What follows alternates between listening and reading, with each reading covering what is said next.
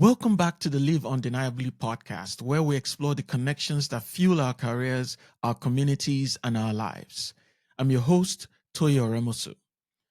This is part 2 of my conversation with Dr. Kemi Fagbami. If you haven't heard part 1, Support Systems That Save Careers, go back and listen first. It lays the foundation for everything you'll hear today. This part is called Mentorship That Builds Futures.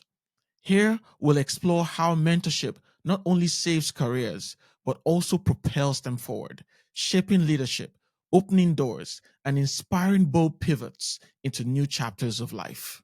So, like I said, my first job out of residency was working in my program as a teaching attendant. I loved it.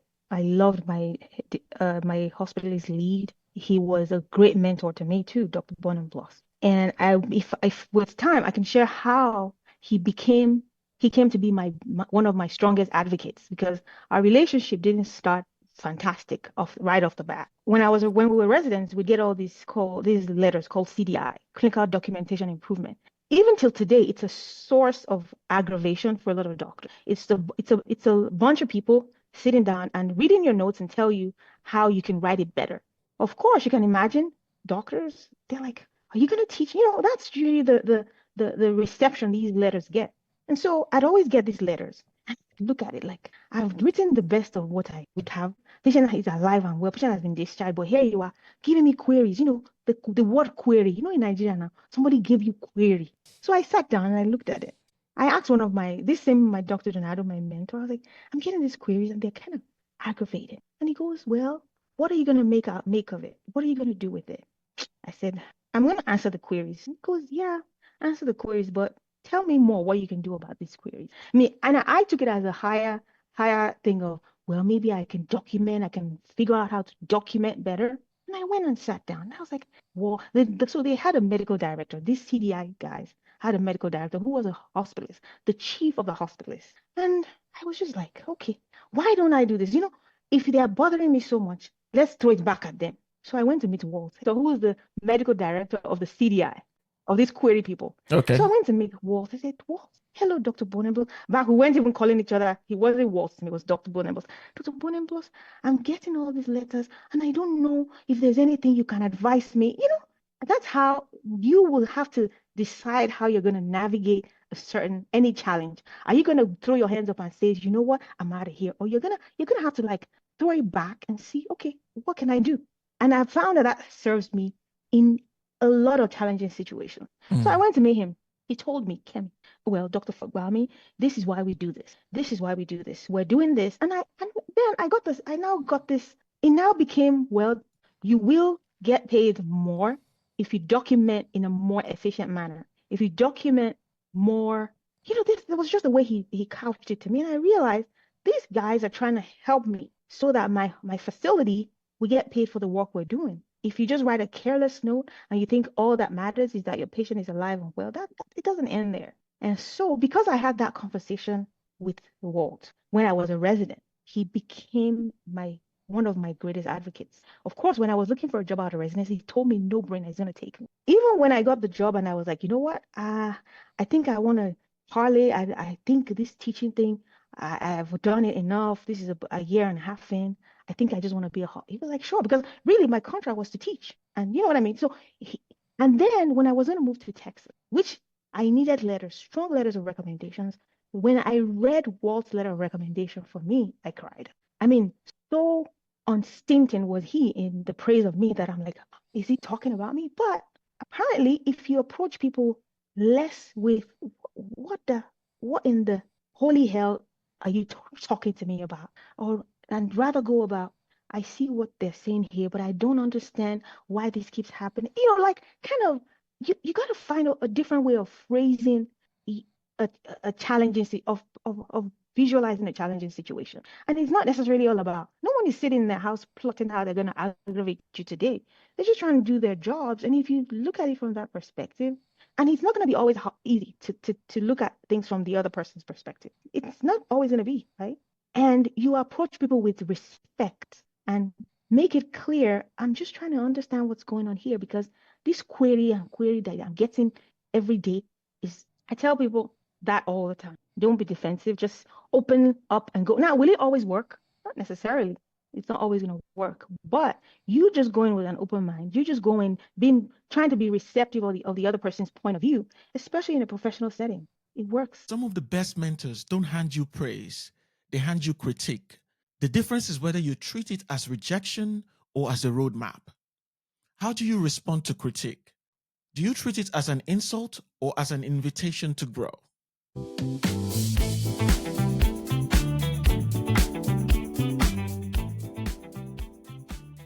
So when I came to Texas, I was working as an employed hospitalist and I loved it. Of course, the job of a hospitalist, it can be grueling. And at some point I drank that Kool-Aid and I'm forever grateful that I went and saw that. I just thought I worked and worked until I was exhausted and then had time off to recuperate and go back to work. And I was like, maybe I can try something non-clinical.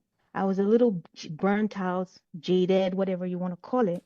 And I was very fortunate. I was able to get a job as a medical director with a very, very big insurance company. So I went out of clinical medicine, but I still had a chance to occasionally go back and take shifts. So I was doing occasional weekends and night shifts, and I was still able to keep my toes in the clinical waters, so to speak. But it didn't give me that balance I thought I would have. I was now, instead of being able free on my days off, I was now a Monday to Friday person, 9 to 5. I felt I was shackled to my desk. Now, I'm not saying it was a bad job. It just wasn't for me. It was very different from what I had been used to of working. And when I'm off, I'm off. So I would have like a whole week off, Monday to Friday, doing whatever I wanted to do. I realized what brought it home to me one day that this isn't what I should be doing was I went to pick up my kid from elementary school and she wanted to go to the playground, which was the whole point of me quitting this clinical job. And I was like, no, let's go, let's go. I need to go and jump on the queue again. I realized this isn't it. I've got to find a better way of doing it. But in the meantime, it's now very obvious that this non-clinical stuff is not really working for me because no matter how tough or grueling my day was as a clinician, I still enjoyed it. Like they say, it's like a box of you don't know what you're gonna get. There's always that excitement to working in a hospital. Just it was always mentally challenging. It was always a puzzle to be solved. But after a while, when I did this insurance job for a while, I realized I was in the job of kind of denying people what they felt they needed or wanted. Now, it wasn't all the time that what they wanted was a good thing. There were cases where people wanted to do experimental treatments on patients, but for the most part, you were kind of an adversary. I didn't think being an adversary is not what I meant to be. I'm there to be on the bedside of the patient, taking care of the patient there. So I quit that job. I didn't even last a year. In fact, my friends laugh about it till today, like, Kemi, medical director for less than a year. You just couldn't sit still enough. But I couldn't because I'm the kind of person that I'm not blessed with a ton of patience. I'm like, okay, what are we doing here? Are we still doing this or we're not doing this? If we're not, let's move on to the next. That's the kind of person I am. Now that I'm older, I'm kind of getting a little mellow and being better with that. Burnout isn't always the end of the road. Sometimes it's the turning point toward a new one. And the right mentors help us see that a pivot isn't failure, it's freedom. Where in your life might burnout be pointing you towards something new?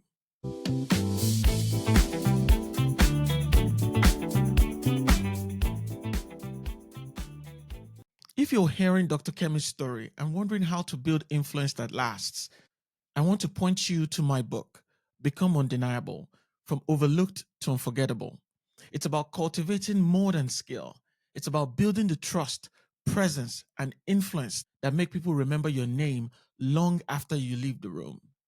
You can get your copy at becometheundeniable.one, not .com, .one, because one decision, one mentor, or one pivot can build the future you have been waiting for. That's becometheundeniable.one. Now let's return to Dr. Kemi's journey. Anyway, so I got another job with another major hospital system. And I liked it at first. And the premise was there was no base salary.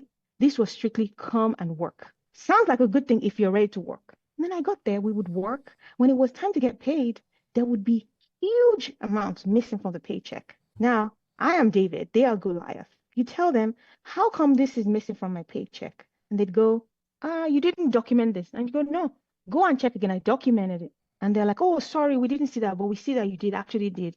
Well, it's too late. You can't get that money back. That happened for several months. And then to top it up, and this is a story I love to tell, Christmas, the holidays. Everyone knows when you work a week on and a week off, Christmas, it's either you work Christmas or New Year, right? Next thing you know, we're being told my side of the schedule, like you will have to do Christmas and New Year. I looked off. I was like, that's the holidays. That's the time I get to see my family. They're like, well, it's only gonna happen this year. Next year will be different. Next year comes, same thing. And when I bring it up again, I'm told, well, this is how the schedule is going to be for the next 6 years. And I was like, 6 years? By then, both my kids will be in college or graduate college. And that's that. That was when I handed in my name. Because I'm not going to do this. I'm not going to, my time off, anyways, you can, even now thinking about it, it gets me. And there's nothing you can do. You can only sit there and complain, or you can walk with your body and get out of there. And that was what I decided to do, that I was going to be a locum physician. I was going to be my own boss. And I have a friend, Modupe. Modupe is like the peak of freedom is being able to control your own schedule. Your own schedule. I mean, because whether we like it or not, we need to work to make a living. We need to work to live the life we want to live.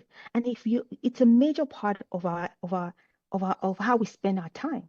And if you go to work every day irritated at how you're being treated, it's time to make a change. It's not going to be easy. And so that's when I decided to be a local physician. But I didn't just jump and quit my job, which is what I call my pivot. My pivot is not about just vexing and quitting my job and saying, I give up, I'm going to start baking bread. No, I realized I needed to make a plan, and it's going to need time. And I may have to continue suffering this injustice for a little bit of time. But it kind of freed me from that burnout, because I was burnt out, physically burnt out, and mentally burnt out. And I felt I was taking a financial flogging every paycheck. Anyway, so that's when I started making the moves. I started getting my licenses, my additional state licenses, and I started talking to people. At first, my plan was I'm going to have my own locums outfit, but then I realized that takes a lot of work. You can just work with people on literally a freelance basis. If their terms work for you, you go with it. If not, and it's strictly on my own schedule. I make my schedule. Now, is there 100% guarantee of employment when I'm ready to work? No, that's just the downside, which is not really a downside. It's just part of doing business. When you want to be your own boss, when you want to make your own schedule, and you're no longer on a roll on roll off thing with a big system, there's not a 100% guarantee that you will be 100% employed when you want employment. But that's why you save. You kind of just live on the fly, and so far it's been extremely rewarding for me. There comes a time when skill is not enough to justify staying in a system that undervalues you. Dr. Kemi chose freedom over frustration, and in doing so, she chose herself. What would it take for you to choose autonomy over acceptance? What boundaries do you need to draw to protect your future?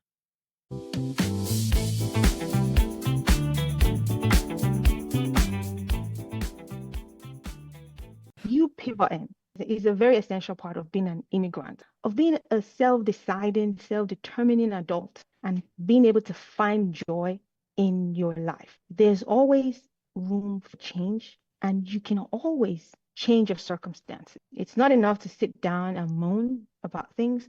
There's a movie called Road to Perdition, and it's about if you're on a road that you don't like, feel free to turn around and make a detour. And I realized that may sound very privileged, because I admit I have been, but you make your own luck. When I was going to do this, I talked to a couple of my friends that, you know what, I think I'm going to go become a locums hospitalist and see how it goes. Try it out. And they were like, oh, you know what? I know someone.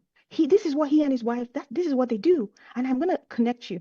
Honestly, the conversation with that person changed my life, because I was very, very worried about, letting go of this paycheck that is, even though it's filled with some irregularities and is very, there's a lot of taking advantage of me going on. Letting go of that constant source of income, I was worried about doing that.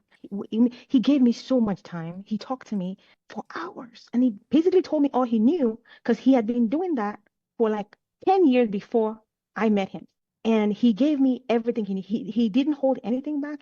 Pits I would have fallen into had I not talked to him. And so, yes, that was a very vital part of me doing this. And I wouldn't say I was even looking for that mentorship because I was just ready to just jump out. But at the end of the day, I realized that this person was sent, heaven sent. There's no better word for it. Until today, I talk with him. I try to, if I see someone who wants to do the same, I'm ready. Let me talk. If they had questions for me, I'd be glad to answer. That kind of a thing, because you can only pay it forward. You cannot repay them. You can only pay such kindness forward. And I don't know if I should say his name. He and his wife have been fantastic to me. My goodness. They set me up with my first gig. They set me up with their agent. I've worked with so many other companies and so many agents. I mean, recruiter, that's the word. No one has been as kind to me as Deborah has been. No one. And so it's like someone has gone out there and into the wild, wild west and done this thing and they've succeeded and they've built something and they've made some tools. They're not keeping it to themselves. They're sharing that these are my tools. And if you meet someone who's ready to do that, you got to cherish them. But really, there's not a lot you can really just appreciate and respect them. That's all. Because they're not even doing it so that you can tell the world that this is what they did. That's just who they are. And I guess the prayer is to come across people like that in your journey in life. They are really just solid, salt of the earth humans. The best mentors don't just open doors, they hand you the keys and show you how to use them. Dr. Kemi's mentor didn't keep success to himself, he equipped her to thrive. Who are the mentors building your future? And who are you equipping right now to go further than you have?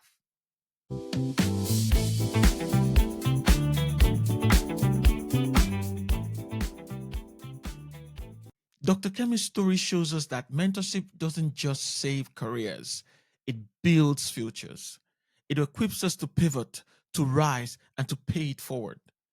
So let me ask you, whose future are you building with your time, your wisdom, and your presence?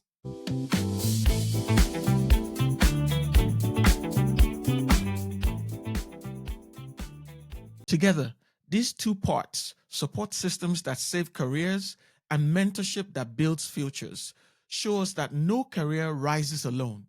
It takes people who see us, believe in us, and equip us to thrive. If you're ready to start becoming that kind of person for yourself and for others, grab a copy of my book, Become Undeniable, From Overlooked to Unforgettable, at becometheundeniable.one.